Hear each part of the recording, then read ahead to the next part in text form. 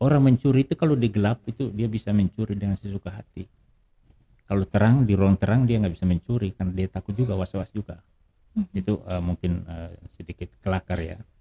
Jadi kalau keuangan daerah itu dikelola rendahnya transparansi, partisipasi, pengawasan, pasti ada penyalahgunaan. Bukankah kalau misalnya kita berpacu pada salah satu prinsip dalam administrasi negara mengenai dengan Unavia Principle, bahwa kalau kasus ranah hukum administrasi negara sudah selesai, maka hukum publik sudah tidak bisa lagi masuk. Itu gimana pandangan? Kepada satuan kerja perangkat daerah untuk membenahi bla bla bla, itu administrasi.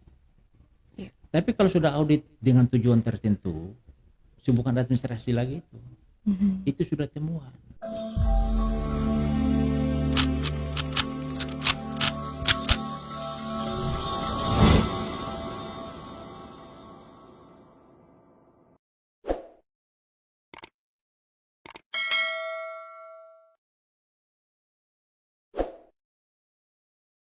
Halo Sobat Bimas dimanapun Anda berada, Assalamualaikum warahmatullahi wabarakatuh. Berjumpa lagi dengan saya Mariani Ghazali di Bimas Podcast atau Podcast Bincang Masalah Sosial dan Hukum. Kali ini kita sudah masuk pada episode keempat dan tentunya di episode kali ini saya sudah ditemani oleh narasumber yang sangat kompeten di bidang hukum keuangan negara. Yaitu ada pakar hukum keuangan negara Bapak Dr. Hendra Karyanga SHMH. Halo Pak Dokter, apa kabarnya? Kabar baik. Ya, Assalamualaikum. Waalaikumsalam. Terima kasih sudah berkenan untuk bisa hadir di edisi podcast pada hari ini. Ya, baik. Mungkin kita langsung saja ya bincang-bincang sama Pak Dr. Hendra. Ya. Saya ingin mengajukan dulu pertanyaan umum ya. Bisa Bapak jelaskan mengenai dengan hukum pengelolaan keuangan daerah? Ya, jadi kalau kita bicara hukum pengelolaan keuangan daerah, itu tidak terlepas daripada hukum pengelolaan keuangan negara. Karena Undang-Undang Nomor 17 Tahun 2003 itu mengamanatkan bahwa pengelolaan keuangan daerah itu diatur dengan peraturan daerah. Jadi keuangan daerah adalah merupakan subsistem daripada keuangan negara, merupakan bagian daripada keuangan negara. Itu. Bagaimana pengelolaannya? Kalau di undang-undang itu dijelaskan secara prinsip keuangan daerah, keuangan negara itu harus dikelola dengan tertib, kemudian efektif, kemudian efisien, kemudian transparan, kemudian akuntabel, dan berkeadilan. Itu prinsip utama, itu roh jiwa daripada hukum keuangan negara kalau kita bicara tentang tata kelola. Ya. Itu prinsipnya. Baik, jadi ada beberapa prinsip yang sudah disebutkan dalam regulasi yang mengatur soal keuangan negara. Dalam ini juga termasuk keuangan daerah. Lalu bisa Pak Dokter jelaskan nih bagaimana proses pengelolaan keuangan daerah ya? Mulai dari awal sampai pertanggungjawaban. Saya mau jelaskan dulu ya. Jadi persepsi selama ini kan beda-beda ini. Dari pemerintah persepsinya lain, dari NGO, LSM yang peduli tentang masalah keuangan negara juga persepsi lain. Jadi kalau menurut saya secara filosofi, sosiologi, kita harus samakan dulu ini persepsi kita. Uang negara, uang daerah, uang negara itu punya siapa? Punya rakyat kah? Atau punya pemerintah? Sehingga ketika kita mengelola keuangan negara, kita memiliki persepsi yang sama. Jadi kalau yang saya pelajari, uang negara itu uang rakyat. Kenapa uang rakyat? Kan penerimaan uang negara itu kan dari pertama pengelolaan sumber daya alam. Kalau kita bicara pengelolaan sumber daya alam, konstitusi kita jelas. Bumi, air, dan kekayaan alam yang terkandung di dalamnya dikuasai oleh negara dan dipergunakan sebesar-besarnya untuk kesejahteraan rakyat. Iya, pasal 333. Itu satu. Yang kedua, penerimaan uang negara itu kan dari pajak, baik pajak pusat, pajak daerah. Nah kalau lebih spesifik kita bicara tentang keuangan daerah, ada pajak daerah yang begitu banyak dikelola oleh daerah masuk ke kas daerah. Misalnya saja kendaraan bermotor, misalnya saja restoran, misalnya saja hotel, misalnya saja air di bawah tanah, misalnya saja pajak-pajak yang lain yang menjadi kewenangan daerah itu dipungut dan masuk kepada kas daerah, kasda. Ketika masuk ke kas daerah maka itu menjadi keuangan negara dan itu adalah punya rakyat, karena asal dari rakyat. Asal dari rakyat kembali ke rakyat. Makanya ketika dikelola itu menurut saya adalah tata kelola keuangan negara itu harus pada prinsip yang tadi itu, efektif, efisien, transparan, akuntabel, dan berkeadilan. Nah, manajemennya itu pada prinsip yang baik. Apa itu prinsip yang baik? Partisipatoris, transparansi, berkeadilan, dan akuntabel. Manajemen yang baik. Nah, kan sekarang orang bilang, kok kenapa selama ini pemerintah daerah itu mengelola keuangan negara, keuangan daerah yang punya rakyat itu banyak tidak terbuka, tertutup. Kan biasa saja. Pembangunan jalan di mana, jembatan di mana, tidak tahu ini kontraktornya siapa, kapan dimulainya, kapan berakhirnya. Kan hampir tidak kita temukan itu, padahal itu adalah tanggung jawab. Jadi prinsip transparansi saya mau jelaskan gini ya. Apa yang harus dibuka? Kan kalau kita bicara transparansi kan bicara keterbukaan. Kaitan dengan negara apa yang dibuka? Semua dibuka atau gimana? Menurut saya semua harus dibuka. Yang tidak dibuka hanya satu. Berapa rekening ada di bank? Karena itu punya rahasia bank. Selain dari itu dibuka programnya, bangun jalan di mana, jembatan di mana, berapa volumenya, anggaran berapa, kapan dimulai, kapan selesai, siapa kontraktor, dibuka. Supaya apa? Transparansi itu mengurangi, mencegah juga korupsi. Kan semakin tertutup kan peluang korupsi semakin besar. Ya, tapi semakin terbuka, ruang korupsi semakin kecil karena diawasi oleh masyarakat, semua orang tahu. Ya. Gitu. Jadi saya pikir itu prinsip. Jadi secara filosofis kita harus memahami bahwa uang negara, uang daerah itu adalah punya rakyat. Kenapa punya rakyat? Karena dikelola dari sumber kekayaan alam, dari pajak, kembali kepada mereka. Apalagi kalau dalam sistem pemerintahan demokrasi, pemerintah kan dipilih oleh rakyat. Yeah. Dipilih oleh rakyat, mengabdi kepada rakyat. Itu prinsip utama yang harus dipahami. Mungkin dari situ kita masuk. Oke, ya. Jadi uang negara adalah uang rakyat ya. Oke, Pak Dokter. Jadi bisa Bapak jelaskan bagaimana sih sebenarnya hubungan nih antara pemerintah pusat dan pemerintah daerah soal pengelolaan keuangan daerah?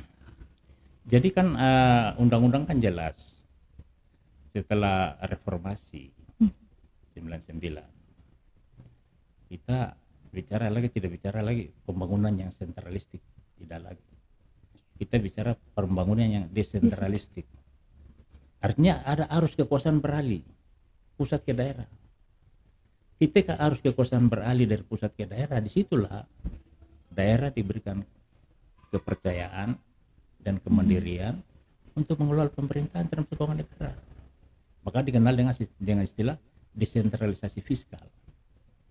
Jadi keuangan itu didesentralisasikan ke daerah secara penuh.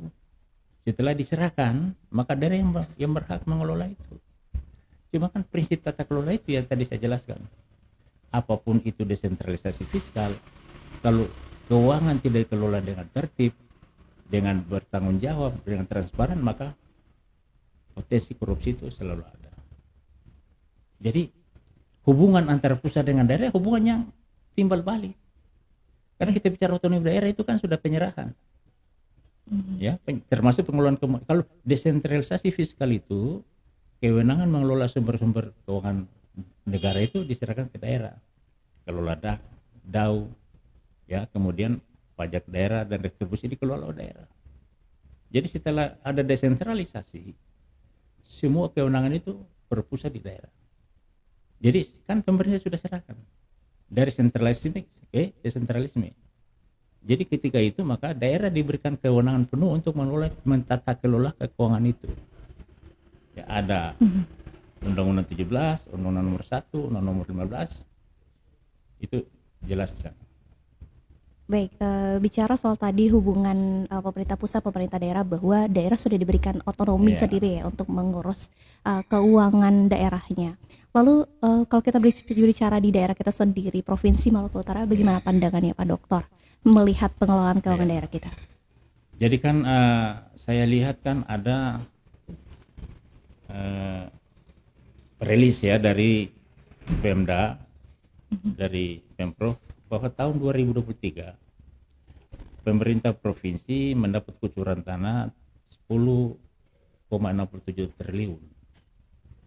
10,67 triliun. 10,7 triliun itu dibagi dalam komponen dana alokasi umum 6,15 triliun, kemudian dana bagi hasil 2,2 triliun, dana alokasi khusus 1,4 triliun, dan dana desa 834,5 miliar. Total adalah 10,67 triliun tahun 2023. Ya. Nah, dana yang sebesar ini kalau tidak dikelola dengan baik, maka berpotensi merugikan keuangan negara dan daerah dan berpotensi merugikan rakyat. Nah, bagaimana pengelolaan dana 10,67 triliun ini? Pertama menurut saya adalah pemerintah daerah, provinsi benar-benar menerapkan prinsip tata kelola keuangan daerah itu yang baik. Good financial governance. Apa itu good financial governance? Good financial governance yang pertama, anggaran yang partisipatoris. Anggaran yang partisipatif. Artinya ikutkan masyarakat di dalam itu, mengelola, mengawasi secara berkesinambungan. Kalau prinsip partisipasi itu tidak dibuka, yang saya bilang tadi, memungkinkan besar bisa terjadi penyalahgunaan. Ya. Kekuasaan itu mesti dikontrol, dibuka. Kalau kekuasaan itu tidak dikontrol bisa terjadi abuse. Kalau terjadi abuse ya bisa terjadi penyalahgunaan. Yang kedua, aspek transparansi. Buka itu ke publik.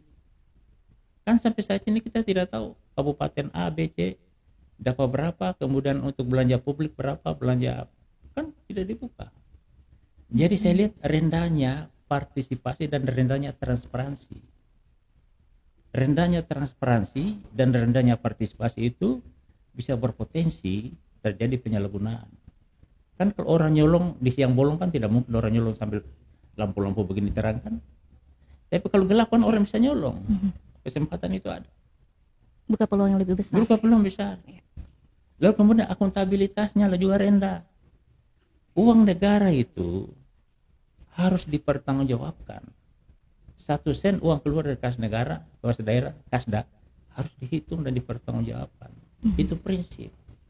Nah, kalau ini tidak dikelola dengan saya jelaskan tadi, maka saya pesimis.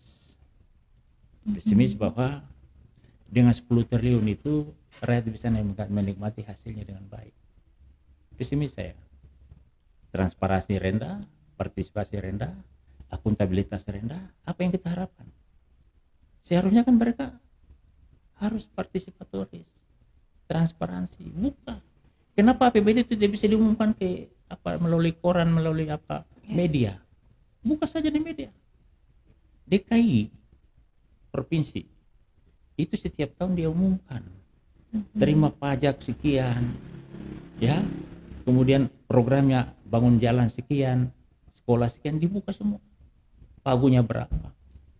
Tapi saya lihat di provinsi ini serba tertutup, aku curiga. Makanya kalau semakin tertutup timbul kecurigaan. Makanya jangan salahkan mahasiswa demo, kan tertutup, orang patut curiga dong, karena uang ini uang rakyat. Jadi ke depan adalah harus dibuka ini. Prinsip akuntabilitas, partisipatoris dan transparansi itu harus lebih dikedepankan. Kalau mau baik. Tapi kalau tidak mau baik ya sudah. Selesai kita. Apa yang kita harapkan dari 10,67 triliun? Kan 10,67 triliun dibagi dana, dak, dau, bagi hasil, bangun jalan berapa, sekolah berapa, UKM berapa. umumkan itu. Ya. Kemudian saya lihat juga rendahnya pengawasan. Ya, jadi DPR, pengawasan anggaran secara politik itu ada di DPR loh. Karena mereka yang ketuk, mereka lebih tahu. Tapi saya lihat rendah sekali pengawasannya. Kenapa kalau terjadi misalnya kekurangan belanja, atau misalnya terjadi kebocoran, atau misalnya kualitas daripada belanja, itu kan bicara kualitas kan. Barang dan jasa ini kan bicara kualitas. Bangun jalan 1 tahun hancur. Bangun jembatan 1 tahun hancur. Itu kan kualitas. Rendahnya kualitas itu juga disebabkan karena tadi itu. Rendahnya transparansi, rendahnya akuntabilitas. Padahal uang negara yang saya jelaskan tadi, 1 rupiah yang digunakan itu dipertanggungjawabkan untuk apa. Jadi rendahnya akuntabilitas, rendahnya itu semua jadi masalah, jadi merupakan penyakit itu ya, penyakit yang sudah menahun ini ya, saya lihat yang mungkin harus diselesaikan. Jadi rendahnya pengawasan juga problema. Kan kalau tidak ada yang awasi, atau juga masalahnya kalau jeruk makan jeruk, diawasi dia ikut main kan juga susah juga. Ini yang saya lihat di Maluku Utara, demikian. Iya, padahal sudah sangat jelas ya prinsip tersebut diatur di undang-undang kita. Ya, tetapi mungkin Provinsi Maluku Utara belum transparan, belum partisipatif ya dalam pengelolaan keuangan daerah. Tapi soal APBD tadi 10,67 triliun ini mengalami peningkatan dari periode kepemimpinan sebelumnya, Pak Dokter? Jadi DAU ini kan dari tahun ke tahun kan meningkat. Jadi yang 10,67 triliun itu 6,16 triliun itu kan dibagi ke 10 kabupaten kota. DBH juga dibagi. Dan alokasi khusus juga dibagi 1,46 triliun. DAK ini bangun infrastruktur. Kemudian dana desa 843,5 miliar. Ini kan dari tahun ke tahun meningkat. Tapi menurut saya kalau kita bicara dalam konteks desentralisasi fiskal, ini masih rendah. Kan APBN kan sudah menembus 4.000 triliun. APBN ya secara nasional ya. Kita dapat hanya 10 triliun berapa persen itu. Hanya 0, sekian. Bandingkan dengan daerah-daerah lain. Jadi saya pikir ini perlu diperjuangkan. Pemerintah dan DPR harus bersatu padu untuk berjuang bersama-sama supaya tahun 2024 dana transfer kita bukan hanya 10 triliun, mungkin bisa mencapai 15 triliun atau 20 triliun. Tapi indikatornya apa tuh Pak, biar daerah kita bisa meningkat dari pertama Mardiana, Maluku Utara ini kan kaya sumber daya alam. Kita punya tambang di Maluku Utara ini sudah jadi mata dunia. Dunia, Eropa, China ya tertuju ke Maluku Utara. Kan sekarang ini udah kurang lebih mau dibangun 14 smelter. Satu smelter itu harus memodali kurang lebih 40 triliun. Nah, daerah yang kaya harus dilindir tuh. Daerah yang kaya harus juga punya pendapatan yang banyak. Ya kan? Kan aneh kalau daerah yang kaya kemudian pendapatannya kecil. Ya. Jadi DBH-nya ini perlu diinterupsi kembali, direduksi lagi. Kan kalau kita mengacu kepada Undang-Undang Nomor 3 Tahun 2020 tentang pertambangan dengan mineral pasal 129 itu kan dijelaskan dana bagi hasil tambang itu 10% diambil oleh pemerintah. Dari 10% pusat 4%. Sisa itu dibagi antara provinsi, kemudian daerah penghasil, dan kabupaten terdekat. Hitung-hitung setiap kabupaten hanya sekitar 2%, provinsi 1,5%. Nah kalau kita kalkulasi secara ekonomi, misalnya saja, misalnya salah satu perusahaan tambang namanya PT IWI, misalnya saja dia menghasilkan 1 kali kuartal misalnya 1 triliun. Kan kita hanya dapat 10%. 10% berasa 100 M kan. Kemudian di 100 M itu pusat ambil 40 miliar. 60 miliar kita bagi 10 kabupaten kota sama provinsi dapat berapa? Kan tidak adil ini. Iya. Jadi kenapa didiamkan? Kan kalau tambang ini digali-gali habis. Kan tambang itu adalah sumber daya alam yang tidak terbarukan. Tidak seperti hutan ditebang, tambang habis. Contoh misalnya NHM. NHM itu 15 tahun lagi habis. Sekarang udah mulai menipis. Kalau itu habis, pasca tambang kita bicara bagaimana tata kelola lingkungannya. Imbas daripada lingkungan itu masyarakat dapat apa? Kan nanti masyarakat dapat tentang alam yang rusak, lingkungan, banjir dan sebagainya. Jadi kali-kali kalau kita menghitung-hitung ini sungguh luar biasa. Daerah yang kaya kemudian nanti jadi miskin. Itu satu. Yang kedua, kan desentralisasi fiskal itu kan memberikan kewenangan kepada daerah untuk mengelola sumber-sumber daya alam termasuk pajak.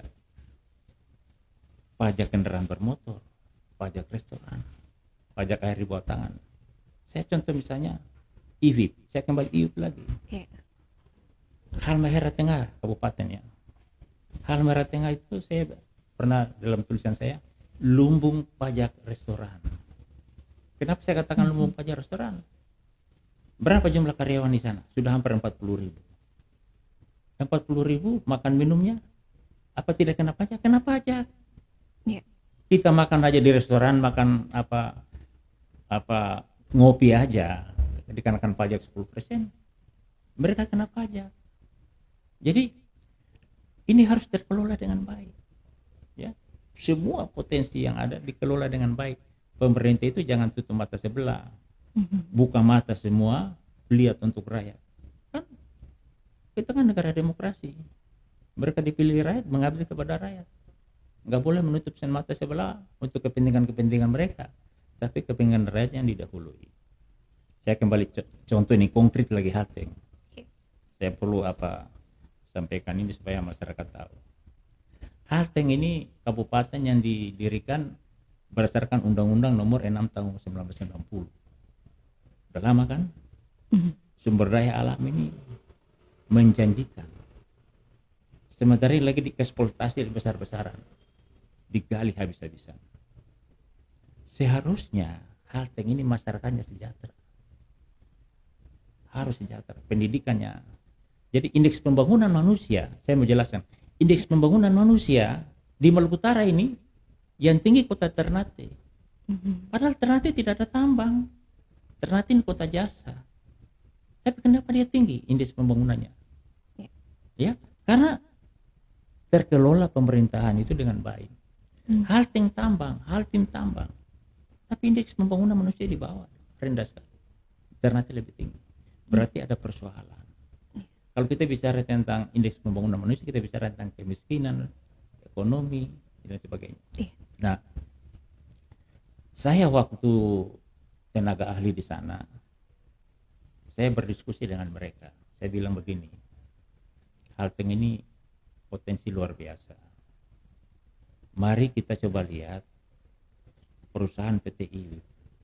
Ya, kita jangan harapkan DBH-nya. DBH-nya itu ditarik pusat kembali ke daerah udah sedikit. Tapi kita lihat potensi pajak daerahnya, restoran dan pajak air di bawah tanah. Mereka gunakan air itu satu hari itu berapa banyak ya mereka ambil dari bawah. Terus karyawan itu makan itu gimana? Ternyata kan sistem catering. Jadi mari kita kenakan mereka pajak pengusahanya. Kemudian lahirnya lahirnya peraturan pemerintah nomor 47. Ya, peraturan pemerintah 47 itu adalah merupakan pelaksanaan daripada Perda nomor 2 tahun 2011. Dihitung secara tensi dihitung. Jadi kurang lebih ada hampir 40.000 tenaga kerja. Bagaimana menghitungnya? Disepakati bahwa tiap orang bayar 50.000 per hari. Makannya kena pajak 10%. Lantas dihitung kemudian 1 tahun bisa berapa? 1 tahun bisa menghasilkan 240 miliar. 240 miliar itu kalau betul-betul dibayar sangat bermanfaat bagi masyarakat Halteng. Iya. Pemerintah bisa bangun jembatan, bisa bangun sekolah gratis dan sebagainya. Ya. Tapi kemudian itu bermasalah karena ini tidak dilaksanakan. Padahal komponen pendapatan daerah dari sektor pajak restoran itu sudah masuk dalam Perda nomor 1 tahun 2023. Sudah ada di situ. Jadi artinya dari kerangka yuridisnya, kerangka hukumnya harus sudah ditagih. Tapi saya kurang tahu Realisasinya belum. Saya kurang tahu. Saya dapat informasi katanya negosiasi mereka PTI bayar pajak restoran itu 1 bulan hanya 2 miliar. Kan kecil. 2 kali 12 berarti hanya sekitar ya 40 miliar. Kecil sekali. Tereduksi itu karena dalam tanda kutip. Kenapa pemerintah tidak tegas? Padahal sudah ada regulasinya. Itu contoh, Mardia. Jadi kalau memang ini dikelola dengan baik, Maluku Utara ini hebat. Hebat kita. Tapi kehebatan kita kemudian tereduksi karena kita kurang peduli. Mungkin itu. Baik, tadi juga Pak Dokter sampaikan ya mengenai dengan indeks pembangunan manusia ya. Kalau Maluku Utara sendiri di nasional sudah masuk pada level sedang ya Pak Dokter ya. Namun untuk di kabupaten kota Ternate yang mencapai IPM yang tertinggi dibandingkan masyarakat yang ada di Lingkar Tambang. Baik, Sobat Bimas, kita akan masih lanjut bincang-bincang dengan Pak Dr. Hendra Karyanga selaku pakar hukum keuangan negara. Namun kita akan jeda dulu dan akan kembali setelah yang berikut ini.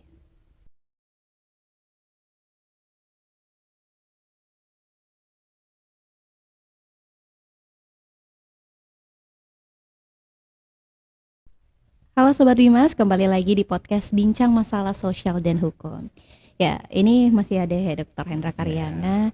Kita langsung saja lanjut ya Pak. Tadi sudah kita bahas mengenai dengan apa yang menjadi isu ya keuangan daerah di Provinsi Maluku Utara.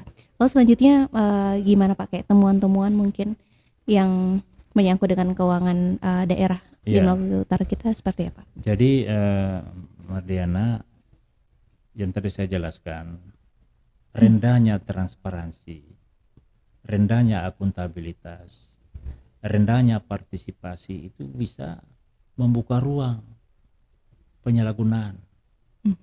Ya. Kenapa? Karena kan tidak diawasi.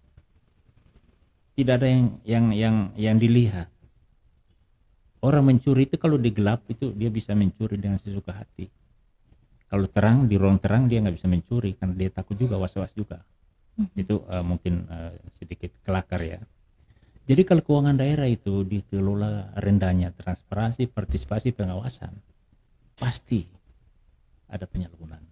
Nah, Maluku Utara saya lihat mengarah ke arah situ. Kan ada namanya pengawasan secara politik oleh DPRD. Kan DPR juga kan hampir setiap bulan 3 bulan dia kunjungan kerja kunker.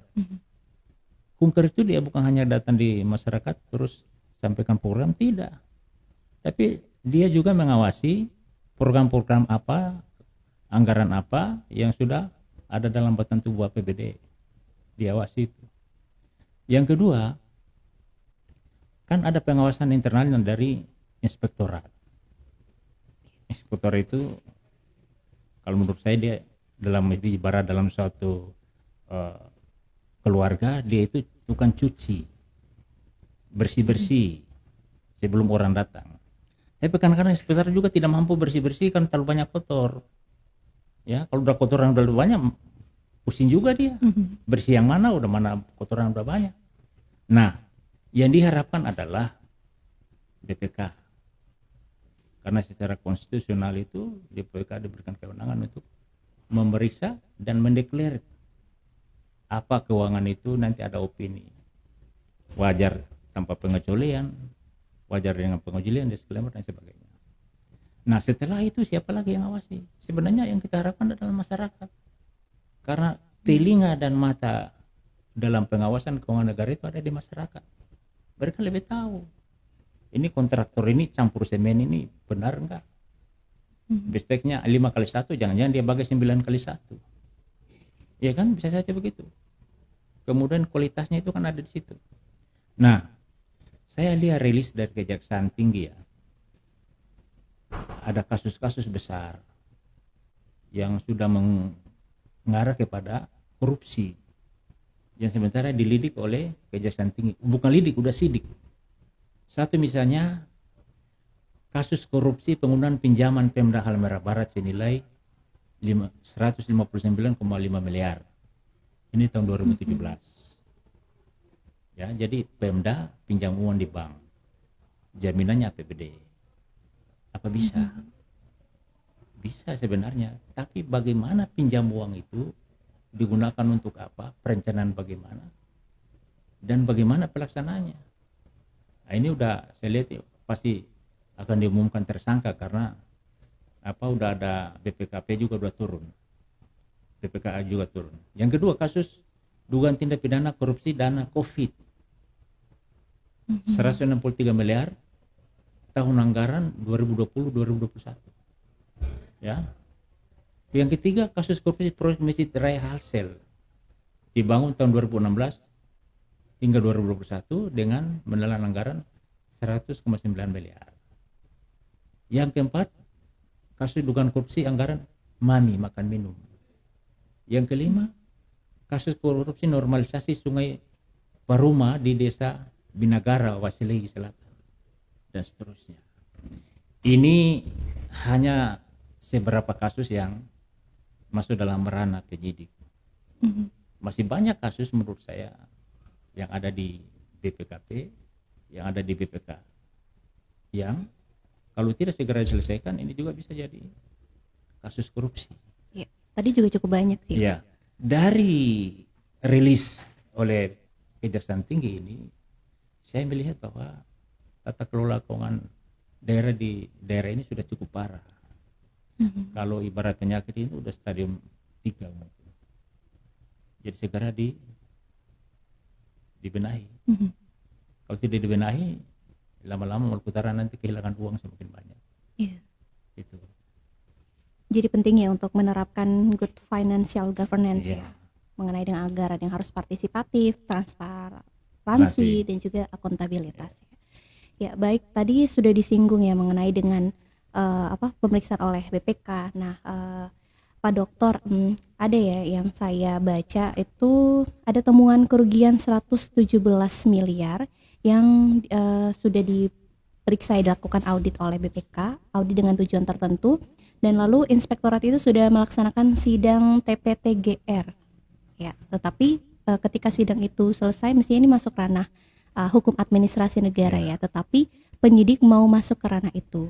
Bukankah kalau misalnya kita berpacu pada salah satu prinsip dalam administrasi negara mengenai dengan Unavia Principle, bahwa kalau kasus ranah hukum administrasi negara sudah selesai, maka hukum publik sudah tidak bisa lagi masuk. Itu gimana pandangan Pak Dokter? Ya, jadi kalau itu masuk dalam ranah hukum administrasi, penyelesaian juga secara administrasi. Jadi pidana tidak boleh. Tapi yang saya tangkap tadi audit dengan tujuan tertentu. Itu yang bahayanya di situ. Kalau itu mau diselesaikan secara administrasi dan masih temuan bersifatnya administrasi, ya rekomendasi dari BPK misalnya.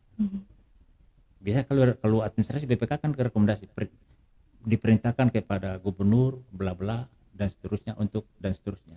Itu administrasi. Tapi kalau sudah tujuan tertentu bukan administrasi lagi itu. Itu sudah investigasi. Dan kalau sudah investigasi, maka penyidik bisa masuk. Kalau ada temuan. Jadi saya heran kenapa harus dengan tujuan tertentu baru inspektorat melakukan sidang. Ya kan? Seharusnya jangan dulu sampai tujuan tertentu. Masih pada ketika BPK melakukan kan begini, Mardia. Setiap tahun itu pemerintah daerah melaporkan kerja plus anggarannya kepada BPK setiap tahunnya. Atas dasar laporan keuangan pemerintah daerah itu kemudian BPK melakukan pemeriksaan. Pemeriksaan itu yang pertama itu hanya sifat administrasi, yang kemudian melahirkan opini. Pertama opini wajar tanpa pengecualian, Dua, wajar dengan pengujian. Yang ketiga, disclaimer. Nah, di ranah itulah kemudian ada rekomendasi dari pemeriksa. Kalau misalnya dilihat bahwa ini anggarannya 200 M, kemudian realisasi belum sampai 200 M, bukti punya tidak jelas, dia perintahkan gubernur, sekda memerintahkan kepada satuan kerja perangkat daerah untuk membenahi bla bla bla. Itu administrasi. Iya. Tapi kalau sudah audit dengan tujuan tertentu, bukan administrasi lagi itu. Itu sudah temuan. Nah, kalau temuan ya dalam hukum keuangan negara, kalau sudah temuan itu bisa diselesaikan secara administrasi, bisa juga tidak. Jadi yang perlu dipahami adalah memang hukum administrasi kalau sudah menetapkan itu tidak boleh lagi pidana masuk. Tapi kalau auditnya ya masih dalam ranah itu. Tapi dia kalau udah sampai pemeriksaan dengan tujuan tertentu, berarti tingkatnya lebih tinggi lagi. Itu sudah investigasi. Investigasi berarti udah ditemukan unsur melawan hukumnya, siapa pelakunya, kemudian berapa kerugian negara yang sudah ada. Kalau itu menurut saya ya sah-sah saja kalau penyidik bisa. Kalau tidak segera dikembalikan dibayar, penyidik bisa masuk. Itu. Baik Pak Dokter, terima kasih. Lalu ini kan kita sudah menuju 2024 ya, beberapa bulan lalu. Tentunya sekarang mungkin pemerintah sudah dalam tahapan proses untuk menyusun APBD tahun 2024. Lalu gimana nih pandangan Pak Dokter? Apa yang harus kita kan ini kan September ya. September ya. Ini berarti sesuai dengan kalender. Berarti pemerintah sudah masuk pada perubahan APBD. Nah, biasanya perubahan APBD itu dilakukan apabila pertama ada pergeseran antara realisasi dengan belanja, pergeseran antara unit dan sebagainya organisasi. Yang kedua bisa saja terjadi karena tidak mencukupi penerimaan daerah. Jadi misalnya ya contoh ya, misalnya 2024 Kabupaten A misalnya dia menganggarkan penerimaan dari keuangan dari PAD misalnya 100 M, realisasi hanya 40 M, berarti mempengaruhi belanja.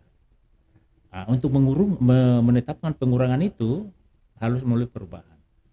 Tapi begini, ini kebiasaan ya yang menurut saya jelek sekali.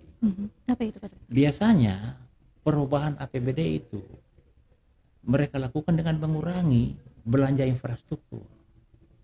Itu jelek menurut saya. Jadi begini, kan misalnya kan ada dua jenis pagu dalam APBN. Pertama pagu definitif dan pagu indikatif. Kalau pagu indikatif itu pagu yang sifatnya sementara, misalnya untuk penerimaan daerah misalnya dari pajak ya. Kalau itu masih indikatif, masih sementara, bisa dirubah, turun naik bisa. Tapi kalau sudah definitif, pagu definitif, sudah jadi peraturan daerah, sudah jadi produk hukum, itu tidak boleh dihilangkan. Sudah tetap ya? Tetap. Iya. Kan yang praktis selama ini kan bisa dihilangkan itu. Itu barang itu. Jadi tidak konsisten dalam pengelolaan APBD. Itu juga salah satu persoalan. Kalau saya sebagai gubernur atau kepala daerah misalnya, contoh ya, ketika saya tetapkan APBD, kan saya sudah hitung. Tahun ini kita pendapatan kita berapa, DAU berapa, DAK berapa, PAD pajak berapa, kita kan sudah tahu. Pasti itu, kemudian baru susun belanjanya. Jadi harus konsisten antara perencanaan dengan pelaksanaannya. Perencanaan A, laksanakan A. Jangan perencanaan A, laksanakan C. Itu yang kong kali kong sering terjadi di situ. Jadi APBDP ya itu biasa disusun karena pertama untuk mensinkronkan antara belanja dan pendapatan. Sinkron. Yang mungkin tidak mencapai target pendapatannya itu disinkronkan di situ. Nah, dalam rangka menyusun itu menurut saya hati-hati. Jangan sampai mengurangi pagu yang sifatnya definitif. Kalau pagu definitif itu sudah pasti harus dilaksanakan, tidak boleh dikurangi. Kalau dikurangi itu kan berdampak, yang rugi siapa? Kan masyarakat, rakyat yang rugi. Jadi kalau misalnya jembatan A sudah ditetapkan dengan anggaran sini, jangan dikurangi, dilaksanakan. Itu konsekuensi kita ber-APBD begitu. Jadi wanti-wanti saja pemerintah daerah di Maluku Utara ini supaya konsisten melaksanakan perencanaan dengan pelaksanaannya. Karena perencanaan belum pagu definitif. Perencanaan itu pagu indikatif. Ketika pelaksanaan pagu definitif jadi perda, peraturan daerah. Nah, itu tidak boleh direduksi sampai hilang, apalagi untuk belanja-belanja sifatnya publik. Mungkin itu. Ya, jadi idealnya ke depannya itu harus konsisten ya, Konsisten antara perencanaan dan pelaksanaan. Ya, baik. Lalu saya kasih contoh begini. Ya. Perencanaan bikin jembatan. Pelaksanaan bikin jembatan. Perencanaan bikin jembatan 2 kilo atau jalan 2 kilo. Pelaksanaan juga jalan 2 kilo. Yeah. Jangan sudah di perencanaan, pelaksanaan jadi lain. Alasan karena defisit, alasan karena realisasi dan mencapai target itu bukan alasan sebenarnya. Mungkin itu. Ya, lalu Pak Dokter, bagaimana nih soal pinjaman ya, pinjaman daerah terhadap pihak ketiga? Ya, jadi pinjaman itu dalam terminologi hukum keuangan negara itu dikenal ada. Daerah bisa pinjam. Saya kasih contoh misalnya. Daerah Kabupaten Halmahera Barat. Dia bisa pinjam. Ya. Tapi pinjaman itu harus dulu jelas diperuntukkan untuk apa. Kalau pinjam dalam konteks tata kelola keuangan negara, pinjam itu karena ada hal-hal yang sifatnya emergensi, misalnya bencana alam, penyakit COVID tiba-tiba, anggarannya belum ada, tapi itu satu bencana, kebencanaan, mau tidak mau pemerintah harus pinjam. Konteks itu yes, saya setuju. Tapi kalau pinjam istilah mau bangun ABCD itu nonsen. Apalagi dengan membebani pembayaran bunga yang tinggi dan pengembalian dengan jaminan APBD.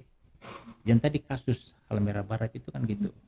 Yang 2017 159 M itu pinjam di bank pembangunan daerah. Katanya untuk bangun jalan. Untuk bangun jalan bagaimana caranya? Terus perencanaan APBD 2017 bagaimana? Kan setiap tahun kan ada namanya RKPD, rencana kerja pemerintah daerah per tahun. Kan mesti ada. Kemudian diimplementasinya ke APBD. Kan ada di situ. Lalu tiba-tiba tengah jalan pinjam. Ini yang unsur korupsinya di sini. Tidak bisa. Pinjam boleh, ya, dalam konteks itu pinjam boleh. Tapi untuk pembiayaan yang sifatnya emergensi, SOS. Kalau pembiayaan tidak emergensi tidak perlu pinjam. Sekarang ini hampir semua pinjam. Yang saya lihat yang tidak pinjam hanya Halteng. Morotai pinjam, Halut pinjam, Halbar pinjam. Semua pinjam. Jadi kebiasaan yang buruk menurut saya. Jangan diperbiasakan kemudian sesuatu pinjam. Terus kalau pinjam terus APBD induk di mana? Ada DAU, ada DAK. Kemana itu? Kalau pinjam itu untuk mengatasi kebencanaan yang sifatnya nasional dan tidak ada anggarannya, oke. Tapi luar itu tidak boleh. Pinjam kan? Tadi yang maksudnya pinjam kepada siapa? Pihak ketiga kan? Betul, pihak ketiga ini kan bisa bank, bisa pemerintah, bisa siapa saja. Tapi kan orang yang kasih pinjaman juga itu kan tentu dia bukan kasih gratis. Iya, ada pertimbangannya. Anda saya kasih pinjaman, plus Anda bayar bunga, plus pokok, tapi jaminannya apa? Biasa jaminannya APBD.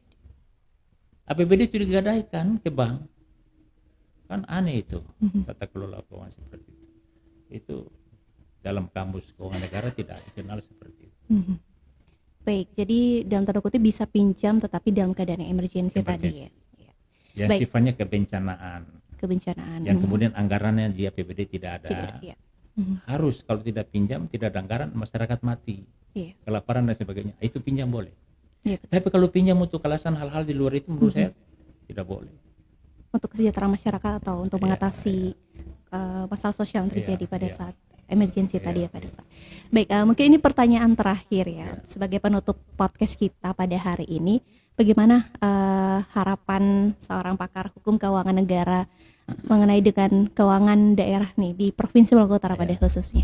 Jadi selagi yang tadi saya sampaikan, Maluku Utara ini masyarakatnya pluralistik, kemudian masih jauh daripada cita-cita kesejahteraan, masih banyak daerah yang terkebelakang, masih banyak daerah yang terjadi disparitas pembangunannya, masih ada daerah yang angka kemiskinan masih tinggi. Itu harus dijawab dengan cara kelola keuangan pro rakyat. Artinya APBD itu harus pro rakyat. Ya, jadi mindset itu dirubah. Mindset pemerintah kita harus dirubah. Yang selama ini kelola APBD untuk foya-foya, kembali pro rakyat. Kalau kita kelola pro rakyat, berarti fokus kita hanya satu, rakyat harus sejahtera. Tapi kalau tidak fokus, ya bisa lihat saja kepala dinas dengan golongan 4B punya rumah di beberapa daerah, bahkan punya istri simpanan mungkin 2 atau 3. Ini contoh, ini memang realitas demikian. Jadi harapan saya bahwa APBD di Provinsi Maluku Utara yang tadi sudah mencapai 10,67 triliun tahun 2023 ini terkelola dengan baik dan manfaat untuk rakyat. 2024 mari kita rubah paradigma kita mengelola keuangan negara daerah dengan tema APBD pro rakyat. Itu yang paling baik. Terima kasih. APBD pro rakyat. Wah, menarik sekali dan luar biasa ya tadi, sekaligus menjadi closing statement dari Pak Dr. Hendra Karyanga SHMH selaku pakar keuangan negara. Baik, demikianlah podcast kita pada hari ini, sudah membahas banyak hal tadi ya bersama dengan Pak Dr. Hendra, dan ini memang penting untuk kita bahas karena kita bisa mengetahui ya kekayaan daerah kita agar bisa dikelola secara efektif dan juga secara efisien. Baik, untuk itu untuk Sobat Bimas Podcast jangan lupa untuk subscribe agar tidak ketinggalan episode-episode berikutnya dari podcast ini. Kalau begitu saya mohon pamit. Wabillahi taufiq wal hidayah. Assalamualaikum warahmatullahi wabarakatuh. Waalaikumsalam.